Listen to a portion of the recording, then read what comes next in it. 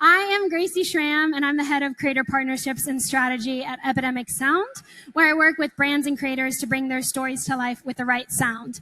And as Adrian said, we're talking all about brands and culture and music, and I have an incredible panel with me up here today. I want to give you a little bit of info on each of them, and we're going to dive right in. So we have the amazing Andrew Choi next to me, Korean-American singer-songwriter, the voice of Genu in K-pop Demon Hunters, and shaping all things K-pop, J-pop, a true star. We have Dario Spina, the CMO of Paramount Media, and obviously with CBS, MTV, Nickelodeon, Paramount Plus, he is shaping how the biggest brands show up inside cultural conversations. We have Roberto Stanichi, EVP and Chief Brand Officer of Mattel. You don't need an introduction to Mattel. It's Barbies, Hot Wheels, Masters of the Universe, so many incredible global brands shaping culture as we know it. And we have Rich Ting, and he is an incredible co-founder and talent of a talent and brand management company and a Hollywood actor, been in so many movies that you guys have all seen, and an Emmy-nominated actor. So we're super excited to dive in. First, I want to talk about moving from product to universe. The brands that are making and winning today are moving beyond a campaign, a product, to a true universe. So I'm going to start with you, Roberto. Mattel has done this more visibly than so many other companies. When you're thinking about building a true universe around something like Hot Wheels, Barbie, how much of the universe already exists in the brand's DNA, and how much are you building from scratch? Thank you, Gracie, and hi, everybody. Yeah, I mean, I think at the end of the day, when you're building a universe like that for the brands, right? And as we think about these brands and the emotional connection that they create with, honestly, every single one of you in this room probably have a memory of Barbie, Hot Wheels, you know, Uno, Fisher-Price, and all those brands. When you really want to evolve them from just being toy brands to becoming full franchise ecosystems, authenticity is at the core, right? And I think one of the things that brands sometimes overlook when they want to expand the cultural impact that they have is that you need to stay connected to who you are, to your brand purpose, and to what your brand means to audiences. Because at the end of the day, with brands that have deep fandom and deep cultural connection like ours, people don't want to consume those brands, they actually want to join them. So if you are not authentic to what made you great in the first place, you can quickly lose yourself.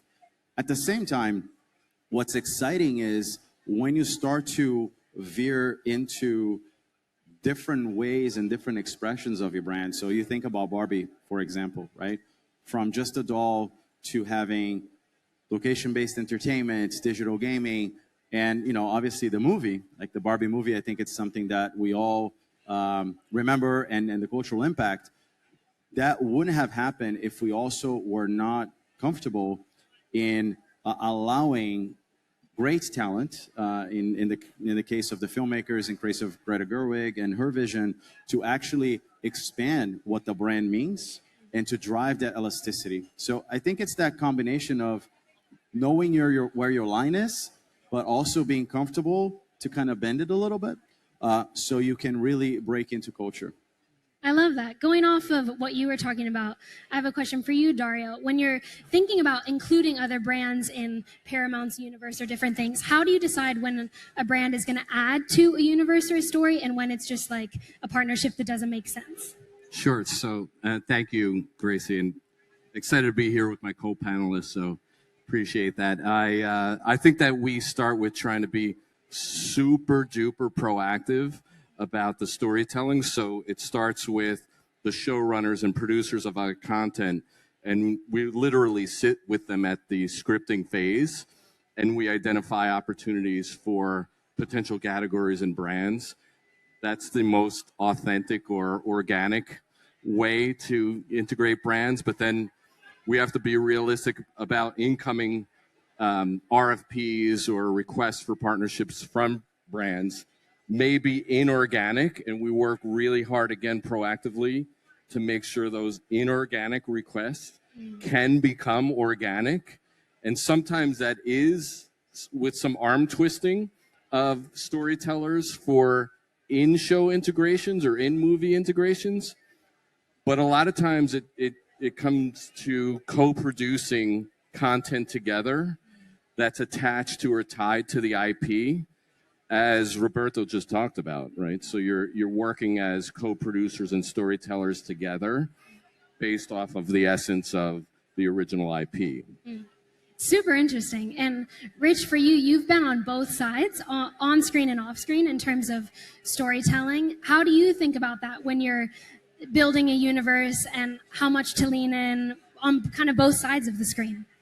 Right. Well, I think just to piggyback on what they said previously, you know, it's one thing to tell a story. It's another thing to create a legacy in a universe, right? And I think exactly what you were saying, Roberto. It's like when the consumer, when the fan, when the participant starts actually contributing to a universe, to a community, and that fandom really gets to the next level. They're not just visually seeing it, but they connect. They're being proactive about creating their own fan bases, their own experiences, and they take it to another level independently. That's when I really think there's that connection with the story, with the television show, with the film, with the brand, with everything that you guys produce, right? With K-pop Demon Hunters, right? I mean, Andrew and I see it all the time. You know, we tour together and we see these fans that approach us, and it's the grandparents with the parents, with the kids, and they have a chat room. And that chat room migrated to WeebCon in Dallas, Texas for a weekend just to see him. You know what I mean? That's when I think really the authenticity, the experience, the emotional connection really starts to become dominant. And that's when that narrative and that fan consumer who becomes that participant really shows that that legacy is being born and developed. I love that. And if we talk about K-pop, obviously that's a masterclass in terms of universe building fandom. Why do you think it's working so much globally, and how much, to Rich's point, in terms of building a universe intentionally versus just like the fandom taking off? Like, what do you think is the magic of that? I think K-pop music has something that's quite different from, I think, what Western music offers at this moment. And that is a sense of community. Because it's not just about the music in K-pop, it's everything. It's the fashion, it's the dance choreography. They build an entire world around these artists, and fans can actually participate in that. So for an example, if you go to like a K-pop concert, they have these wands. I don't know if you know what these wands are, but let's just call them glow sticks. But each fan base has their own customized glow stick for their favorite artist. And you could program these glow sticks to do like a light show depending on the song that they're performing. And fans get to actually program these things in. And there's also call and response sections where fans get to create their own chants for these songs. So it gives them this feeling that they're participating and they're part of this community and they're contributing to the growth of these artists. I love that. And it shows that it's not just like one-sided, where it's like we're producing something and you just receive it. They're a part of it. If you think about like that whole 360 approach to K-pop, what do you think brands can learn from that in terms of how they can, instead of just being distribution, engage with fans? Maybe a question for all of you. Oh, I think it just goes to show that community is extremely important, right? Because once you have a community, you have this emotional attachment to something, and it could lead to something bigger. And it's something much more longer lasting than just selling a product, I think. Yeah. Yeah, you know, I think there's an interesting hook to a lot of the conversations that happen during this week where people are talking about marketing, and oftentimes the conversation is about measurement and not about meaning, right? And what you're talking about is meaning. And that can be so much more powerful if it really hits that emotional chord. So I love what you're saying, Andrew. Yeah, I want to just piggyback again on what Andrew just said about creating a community. You know, on a couple shows that I've been a part of, shout out Warrior. We have Miss Shannon Lee in the house today. Warrior is a show that was written by her father, Bruce Lee, and we were able to do that on HBO and now on the Netflix platform. And, you know, one thing with that fan base is that you know, that show represented for the first time the AAPI community in such a positive light. And it wasn't just a martial arts show, but it was a show that demonstrated and literally broke down the history of San Francisco. So any history buff out there really was able to take that journey with us with that underlying action genre, you know, at the very foundation. And so because of that impact, I think a lot of our fans, you know, have stuck with us for multiple seasons and are very disappointed. We only had 3 at this point. So, but you know, then there's Tulsa King that I've been a part of on Paramount Plus, and you know, obviously working with Stallone and Sly. I mean, that's a legacy right there. But also that fan base there, because it's such a well-written show. Obviously, Taylor has just dominated that. You know what I mean? In all of his stories, but you see these fan bases, and I'm a prime example of it. I mean, we were here last year, and it was 2 a.m. and there was a bunch of people from the UK, and they were just staring at me, and they were just like, no. They're like, Tulsa King? And I was like, yeah, bro. You know what I mean? And so to me, the fact that that show can cross continents and cross oceans and actually, you know, intersect someone like me who randomly was here last year, it just shows that the story becomes a narrative. These people start participating. They create communities. They create fandom. You know, they start creating their own worlds. You know, they show up in cosplay.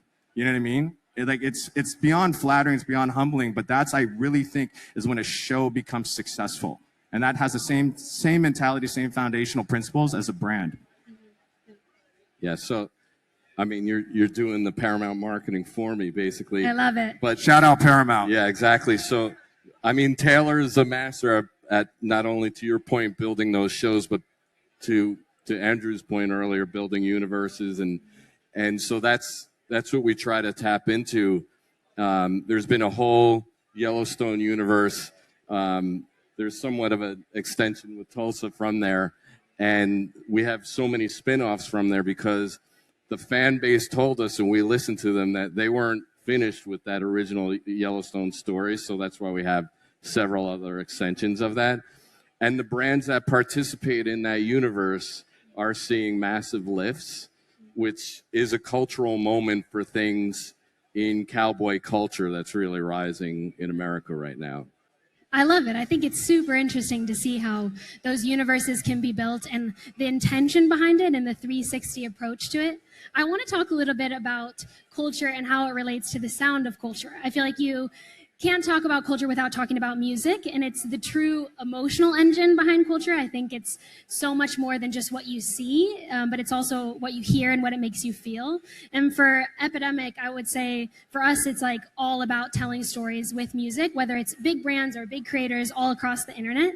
So I want to start with you, Roberto. With Mattel, obviously, you guys started as a toy company, but you've become a pop culture powerhouse. And I think if you take Barbie or so many of your films, it's not only just the visuals, but it's the music. So can you run us through kind of the strategy behind a soundtrack like that and how you use that to build a cultural moment? Yeah, absolutely. You know, music is absolutely integral to, again, creating that emotional connection. You talk about appealing across borders, across language. You know, music just moves people in a way that is very special. And if you actually think about some of the most successful IP in the world, it has a lot to do with music, right? Like if you think about in our space, in toys, like obviously we're partnering, you know, on K-pop Demon Hunters now. You know, the toys just released today, by the way.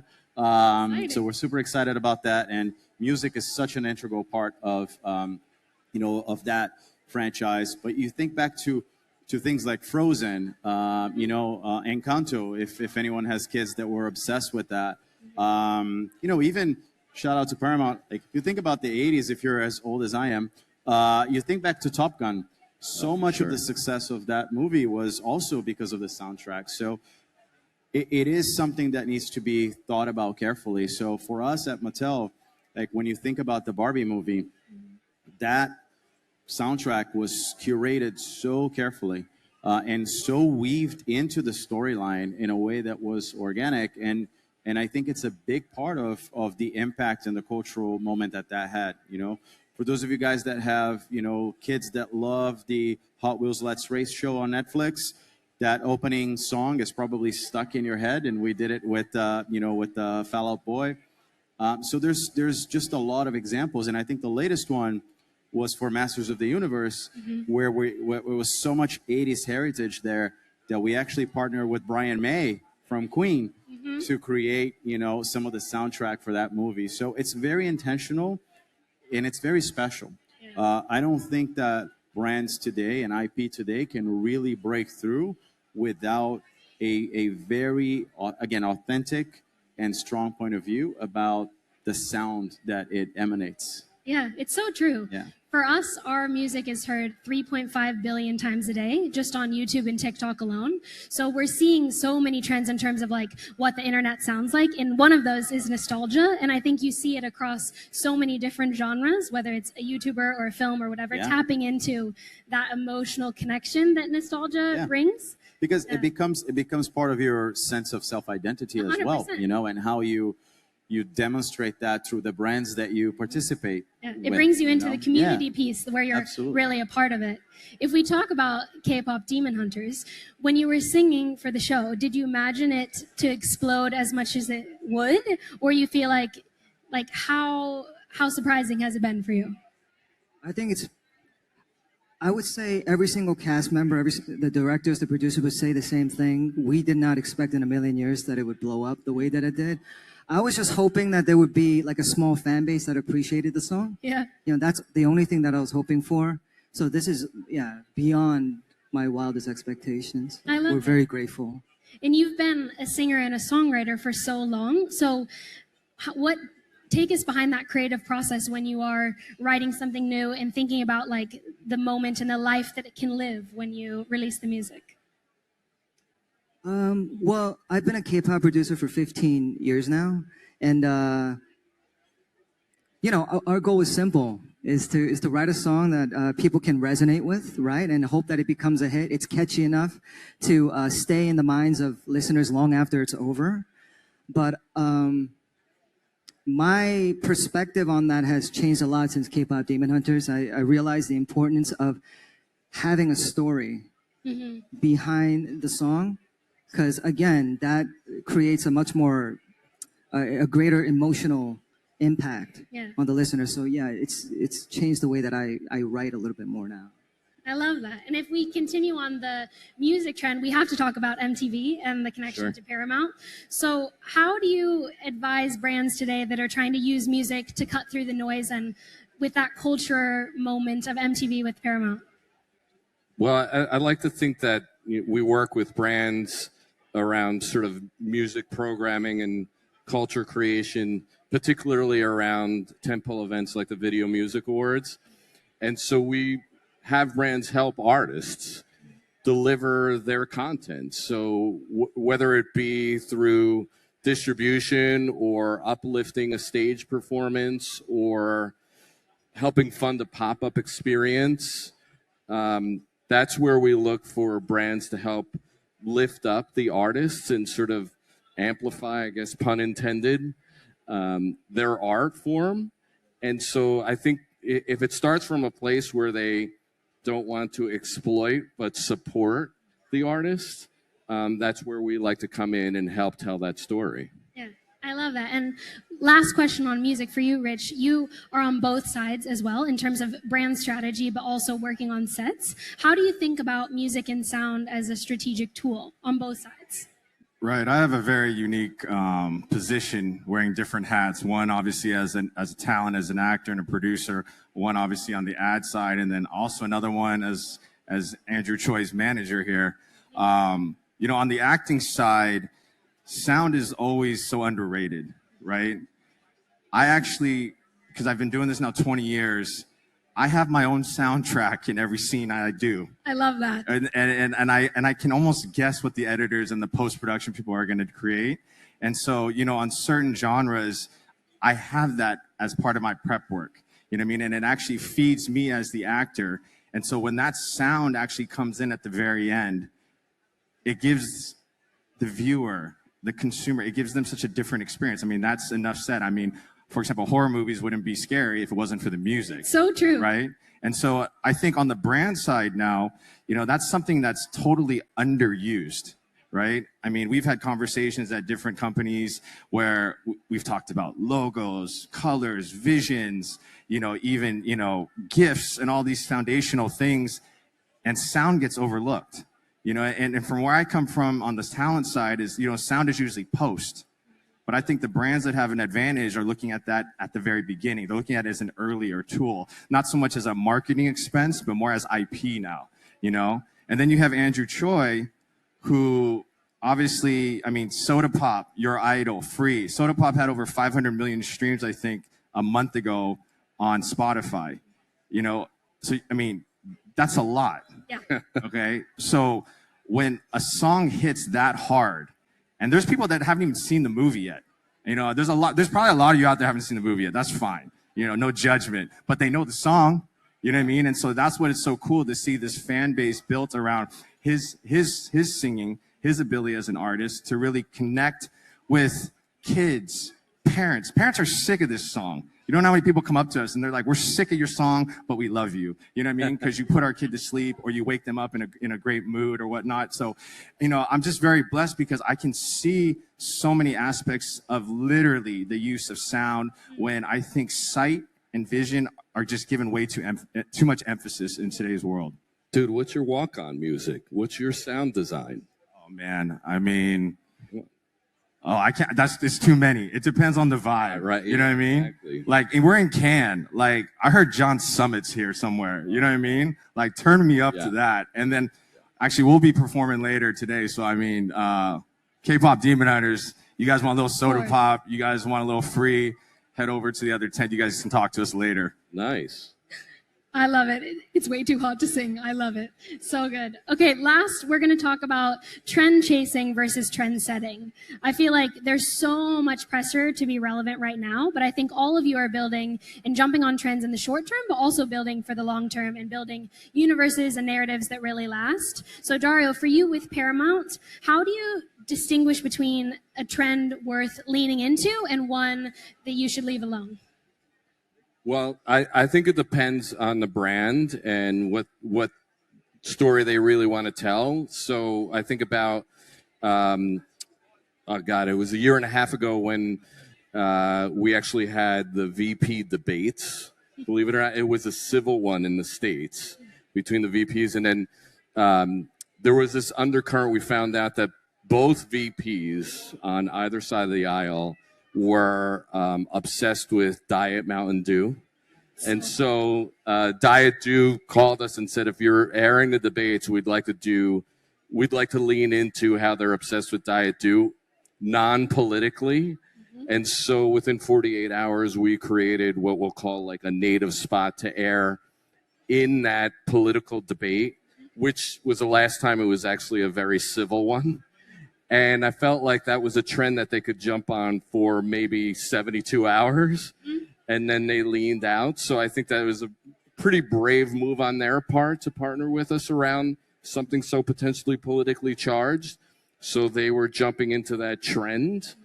Whereas others, they have to determine if it's a longer term story that they have to tell, obviously, that they have to play a longer game. But I think it comes down to timing, to your point. Like, that wouldn't have hit if it was even 24 hours too late. Yeah. So it's jumping in at the right time. If you think about longevity and everything with Mattel, how do you think about when you should hop on a trend versus not when you have brands that have been relevant for more than 50 years? I think it goes back to that conversation around authenticity, right? Because, and I think Barbie is a great example of this, because Barbie has always been a mirror to culture. But she has also known where to lead culture and where to push and where not to go, right? I think trends will come and go. A brand that has been around for almost 70 years knows who they are, and they make those deliberate choices, about what to engage it and what not to engage in.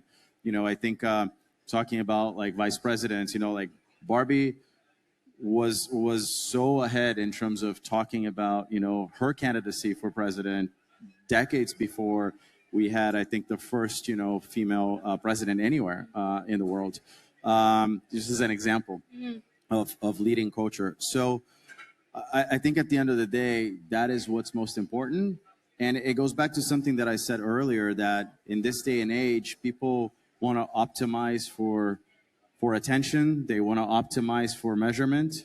And sometimes you lose the forest for the trees because you're losing the meaning behind what you're doing. So I do believe that obviously you need to be timely, but if you're managing a brand for the long haul, timelessness is just as important, if not more important, for you to again maintain those relationships.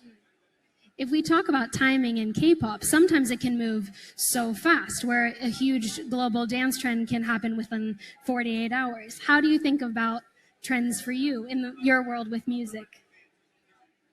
Well, yeah, naturally, we are always thinking about trends as songwriters, what's hot out there. And yeah, I mean, if you have a good business sense, you want to try to meet those trends as well. But I think the challenge for us is all the time is how do we create a new trend? And so we're constantly looking in that avenue to try to figure out what the next big genre would be. So yeah, for me, it's very simple. I just want to focus on writing music that is hopefully relevant today. But I realize maybe I'm just lucky that the success in my career didn't really rely so much on what was trending. I wrote the songs that I felt comfortable writing, and I wrote them to the best of my ability. And thankfully, the majority of those songs did get cut, and it did have some good responses. I think it's beautiful because it just shows how authenticity can cut through, because it's like you wrote what was meaningful to you, and then it became a trend. And I think it's because people can see themselves in that as well. I love that. Absolutely. So cool. We're going to wrap up with one last question. I'm going to start with you, Rich. So lightning round, one sentence from each of you guys. What is one cultural undercurrent that isn't being talked about enough right now that you think will be one of the key conversations for Cannes next year?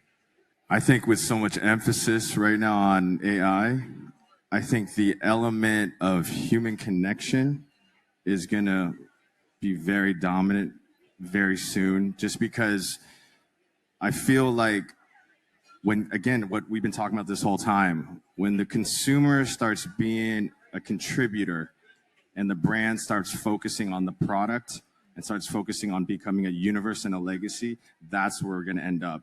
You know what I mean? And with AI just dominating and will continue to dominate, again, I think it just comes back to the foundational core of human interaction. What about you, Dario?